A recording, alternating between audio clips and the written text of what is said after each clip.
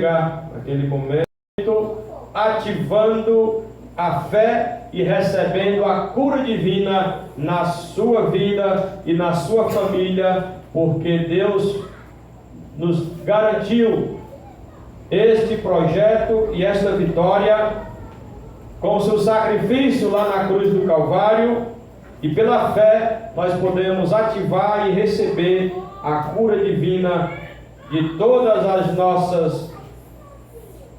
as enfermidades que perturbam a nossa saúde, assim também como da nossa família. Então, tudo tem um motivo, meus irmãos, na palavra de Deus. A Bíblia explica a Bíblia. Você não precisa, para entender a Bíblia, ler outro livro. É importante que você leia outros livros dos mestres, isso é muito importante, para que você venha adquirir mais conhecimento, para que você venha abrir a sua mente, porque a leitura, ela faz isso, ela desenvolve, ela preenche as caixas da nossa mente com sabedoria, de maneiras que foi para isso que o Senhor fez os mestres, né, meus irmãos? Mas a Bíblia explica a Bíblia. Então, aqui estão alguns versículos aonde está afirmado os princípios da palavra de Deus a respeito da cura divina, né? Não são todos, porque são muitos e o tempo é pouco, mas é o suficiente para você passar a meditar, a sussurrar nestas palavras de Deus, e assim você ativar a fé e receber a sua cura, o seu milagre, a sua bênção que você esteja almejando da parte do Senhor. Então, tudo começou em Deuteronômio capítulo 25 e o versículo, mais precisamente o 3, né? Aqui tem todo o contexto, mas é o 3 que vai falar a respeito do acontecimento que aconteceu com Jesus no futuro, sem ele merecer. Baseado nessas escrituras, foi que Jesus levou todas aquelas chicotadas. Veja só, que diz aqui: desde que nunca ultrapasse 40 açoites, ou 40 chicotadas. Açoitá-lo, além disso, seria humilhar publicamente um filho de Israel. Deuteronômio 25 e versículo 3. Então, dava-se 39 chicotadas, não completava as 40, para assim ter a oportunidade de depois dar mais 39. E assim até quantas eles queriam, de acordo com a vontade e o mandato do rei. De maneiras, meus irmãos, que, segundo a palavra do Senhor, não ficou nem um pedaço de pele nas costas do nosso Senhor Jesus. Pois no original, a Bíblia fala que pela sua pisadura, pela sua ferida, nós fomos sarados. Então, o autor identificou somente uma grande ferida nas costas de Jesus. Se houvesse um pouquinho de pele, ele não diria uma ferida só, ele diria pelas vossas feridas, ou pelas suas feridas, né? Que nas nossas traduções tem as suas feridas no português, mas quem estuda no original, ele vai ver que lá no original não está no plural, está no singular. Pela sua ferida nós fomos sarados. Então isso significa dizer que só ficou uma grande ferida nas costas de Jesus. E há relato de estudiosos que as pessoas chegavam a ver os ossos de Jesus, até os seus órgãos internos eram mostrados, porque os açoites do chicote não era brincadeira, era como vários chicotes em um só, e na ponta do chicote tinha pedaço de osso, pedaço de chumbo, pedaço de metal, de maneira que quando o chicote batia, ele entrava nas costas do Senhor Jesus, e quando o soldado puxava, ele vinha rasgando, fazendo sulcos, fazendo cortes nas costas do Senhor Jesus, fazendo assim, dilacerando toda a sua pele e também arrancando a carne. Foi assim que aconteceu naqueles dias há 2000 anos atrás. E Jesus, o inocente, ele não tinha culpa de nada, mas ele estava lá como uma ovelha muda, para que eu e você hoje recebêssemos a cura divina através do seu sofrimento, meus irmãos. Então era baseado nesta passagem aqui, era baseado neste versículo, ou neste capítulo, nesta lei determinada na época que ele viveu, que era na época da lei. Hoje não estamos mais na época da lei, estamos na época da graça. Depois que Jesus morreu e ressuscitou ao terceiro dia, ele estabeleceu a graça. E ele está há mais de 2000 anos, agora de braços abertos, derramando o seu amor a toda a humanidade e salvando, curando e perdoando todo aquele que o aceita como único e suficiente Salvador. Glória a Jesus! Então, aqui, mais precisamente em Isaías, capítulo 53, e o versículo 4, está escrito: e no entanto, suas dores eram as nossas próprias enfermidades, que ele carregava em seu ser. Sobre seu corpo levou todas as nossas doenças, contudo nós o julgamos culpado e castigado por Deus, pela mão de Deus, ferido e torturado. Então, Jesus é inocente, ele não devia nada para Satanás e ele não pagou nada para Satanás. Tudo que Jesus fez, ele fez para pagar para o próprio Deus, porque Deus é justo. E o pecado foi disseminado no mundo e alguém precisava pagar por esse pecado. E se nós não aceitarmos Jesus, somos nós que vamos pagar pelos nossos pecados. Mas uma vez que nós aceitamos, então ele pagou pelos nossos pecados. Se não aceitar, é você mesmo que vai pagar por ele. Então você tem a grande e maravilhosa oportunidade de aceitar esse Jesus inocente, cheio de amor, cheio de paz, cheio de graça. A Bíblia diz que ele é o príncipe da paz.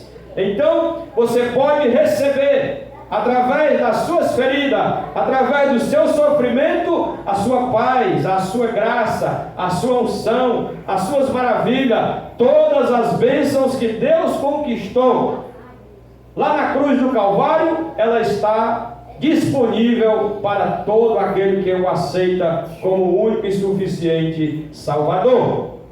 Então aqui foi escrito por Isaías, mais de 700 anos depois, ou antes de Jesus nascer, Isso foi escrito há aproximadamente 700 anos antes de Jesus nascer. Então o profeta Isaías, ele profetizou isso que ia acontecer, que Jesus ia passar por esse sofrimento, que ele ia ser um homem cheio de dores, que ele ia sofrer, que ia ser castigado numa cruz, mas que o seu resultado, que pelas suas feridas nós seríamos sarados, curados, para a glória de Deus.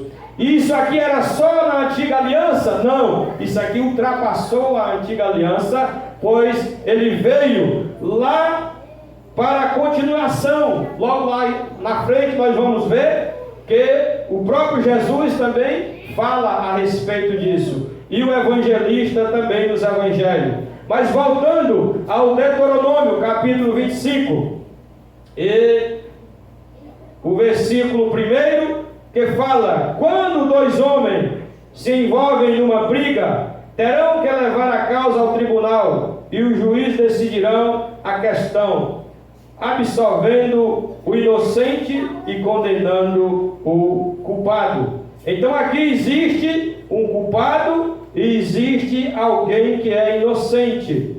E por isso que nós somos os inocentes, não pelos nossos méritos, mas pelo que Jesus conquistou na cruz do Calvário. E isso veio para a nova aliança. Você pode confirmar lá em 1 Pedro capítulo 2, e versículo 24, que diz: Ele quem? Jesus, levou pessoalmente todos os nossos pecados em seu próprio corpo sobre o madeiro. Então, quando a gente fala que Jesus morreu pelos nossos pecados, a maioria das pessoas, 99,9% aceita, não é verdade?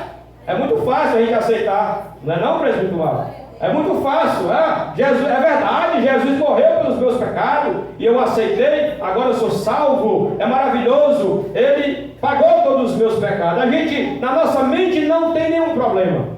Agora, quando a gente fala que junto com os nossos pecados, Ele levou também as nossas doenças, as nossas enfermidades, aí a dúvida desce ao coração. Aí a gente fica na dúvida: será se Ele levou mesmo? E por que eu estou sentindo alguma coisa ainda, não é? Então a gente precisa convencer a nossa mente, o nosso coração, ativar a nossa fé e crer. Se crer, verás a glória de Deus. Pois está sendo confirmado aqui no Novo Testamento, na Nova Aliança, em 1 Pedro, capítulo 2, 1 Pedro, capítulo 2, e o versículo 24, que diz que Ele levou os nossos pecados lá no madeiro, a fim de que morrêssemos para os pecados e então pudéssemos viver para a justiça. Por intermédio das suas feridas fostes curado. Aleluia! Glória a Jesus. Então observe que ele confirma aqui, o apóstolo Pedro, no Novo Testamento, ele está confirmando e afirmando através do Espírito Santo, porque a Bíblia é um livro contido de 66 livros, escrito por vários,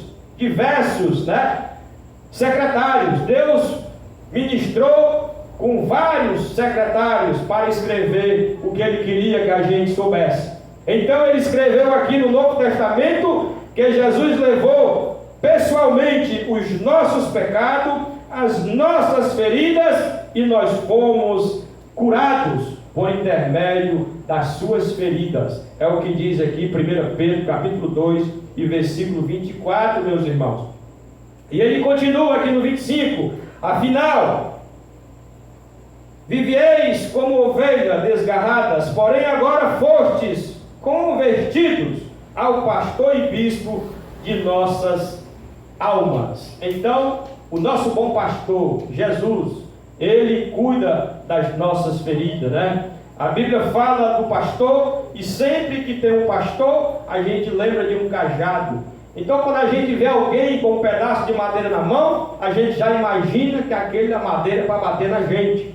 Mas não é, meus irmãos. O cajado, ele tinha uma curva, como se fosse um guarda-chuva, O cabo de um guarda-chuva. Todo cajado tinha, todo bom pastor, ele usava um cajado com uma curva, como se fosse o cabo de um guarda-chuva, porque tinha um propósito, Aquele propósito daquela madeira realmente era para bater em alguém, mas não era gente, era para bater nos animais ferozes que vinham saquear as vossas ovelhas, Então era para isso que o pastor usava. Não era para bater nas ovelhas, era para bater.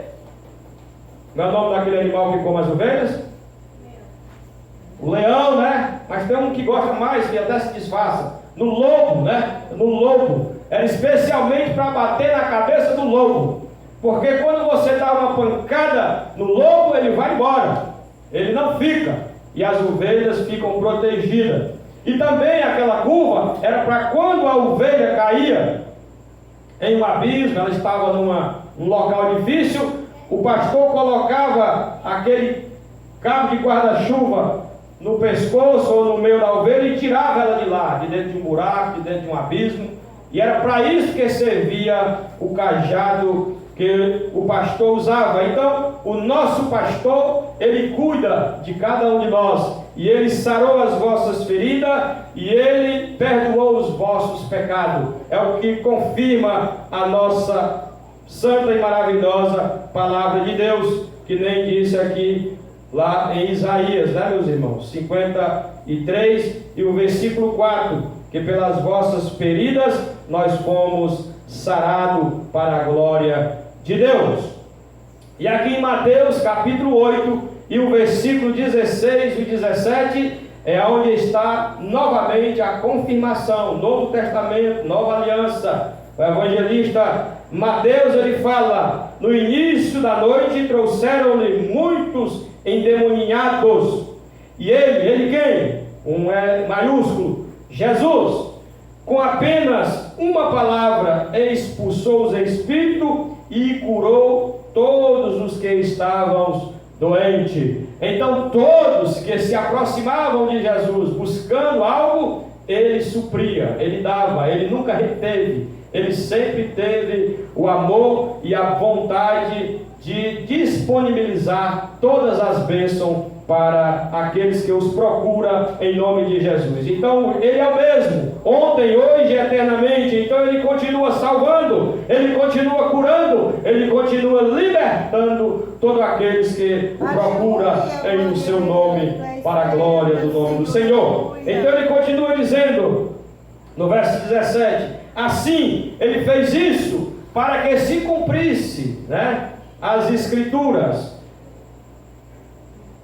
quando disse lá pelo intermédio do profeta Isaías. Aqui estou lendo o versículo 17 de Mateus 8: ele tomou sobre si as nossas enfermidades e pessoalmente levou as nossas doenças. Então, o que é que nós precisamos fazer, igreja? Precisamos crer e meditar nesses versículos, nessas palavras, para que ao ouvirmos, ela desça ao nosso coração e ela ative a fé, e aí você recebe por fé a bênção de Deus, a sua cura divina, todas as bênçãos que você está precisando, tudo que o Senhor conquistou na cruz do Calvário, simplesmente por intermédio da fé. É crendo e falando, É crendo e falando. Jesus apenas falava, com apenas uma palavra, Jesus expulsou. Deus criou tudo com a palavra, então nós também fazemos tudo com a palavra. Nós usamos em o nome de Jesus e a coisa acontece, porque Ele vela para cumprir com a sua palavra. Glória a Deus. Em 2 Coríntios, capítulo 7 e versículo 10 diz: a tristeza, conforme o Senhor, não produz remorso, mas sim uma qualidade de arrependimento que conduz à salvação. Porém, a tristeza do mundo traz morte. Então nós não devemos ficar tristes com qualquer coisa, porque isso traz ruína, traz doença, traz morte para a nossa vida. Quando a gente fica triste por alguma coisa, todo o nosso semblante ele entrega, ele fala. Quem olha para a gente já percebe que a gente está triste, está com o semblante triste. Por quê? Porque estamos trazendo morte, doença para nós. Mas aqui em Provérbios, capítulo 17, versículo 22, a Bíblia diz: o coração alegre é remédio e grande eficiência para a saúde. Então é a alegria do Senhor que nos faz viver com saúde, com alegria, com força, com vigor. E por isso que nós nos alegramos quando meditamos nessas palavras, meus irmãos? Quando nós sabemos que nós temos direito, por Cristo Jesus, da nossa cura, da nossa saúde, da nossa prosperidade em todas as áreas, da nossa família ser bem, da nossa família ser bem sucedida. Tudo isso Jesus conquistou para mim e para você lá na cruz do Calvário. Mas ele continua dizendo: a alma deprimida consome até dos ossos do seu corpo todo o seu vigor. Ou seja, até os ossos sofrem quando a gente vive triste. Então nós devemos viver alegre, para que assim nós possamos ter o vigor, ter o corpo físico bem, feliz, o rosto alegre, aformosado, com brilho, com a glória de Deus na nossa vida, porque cremos e sabemos que Jesus conquistou todas as bênçãos para nós lá na cruz do Calvário, como está escrito em Efésios, capítulo 1, versículo 3, para a glória do nome do Senhor. E ele continua aqui em Deuteronômio, capítulo 34, versículo 7. ele fala a respeito de alguém que manteve esta alegria, que manteve esta força, este vigor, crendo, confiando nas promessas do Senhor. E é um exemplo para nós que foi Moisés. A Bíblia diz que ele tinha 120 anos, a idade quando ele morreu. E ela continua dizendo que, no entanto, Moisés não perdeu o vigor, nem dos seus olhos, nem da sua forma física. Então ele continuou, ele morreu com 120 anos, mas ele morreu com todo o vigor. É tanto que ele subiu uma montanha para que o Senhor o tirasse a vida. De maneiras que ele estava com pleno vigor, com plena saúde, com 120 anos. E a Bíblia diz que Deus não faz acepção de pessoas. Assim como ele foi com Moisés, ele será comigo e com você. Desde que você e eu medite e creia e cite e fale a palavra do Senhor de acordo com ela está escrita, pois assim ela se cumprirá na sua e na minha vida. Continuando aqui em Provérbios, capítulo 15 e versículo 13, a Bíblia diz: a alegria do coração ilumina todo o rosto, mas a tristeza da alma abate todo o corpo. Então, quando a gente está alegre, a gente reflete no rosto, no olhar, em todo o corpo. Mas quando a gente está triste, da mesma maneira reflete em todo o corpo, no seu olhar principalmente, meus irmãos. Então, é por isso que nós temos que meditar a cada dia na palavra do Senhor, para que assim nós possamos viver com esta força, com este vigor, dada por Deus através da sua palavra, em nome de Jesus. Salmo 129 confirma o que aconteceu com Jesus. Antes de acontecer, ele está profetizando o que ia acontecer. Salmo 139 e versículo 3 que diz: sobre as minhas costas passaram o arado. Ou seja, Jesus ficou como se tivesse passado um arado nas costas dele, levando todo a sua pele, toda a sua carne, e ficando só uma grande ferida nas suas costas. Isso foi profetizado pelo salmista, e isso aconteceu na íntegra, com um propósito. Qual? Para que você e eu recebêssemos a cura para a glória do nome do Senhor.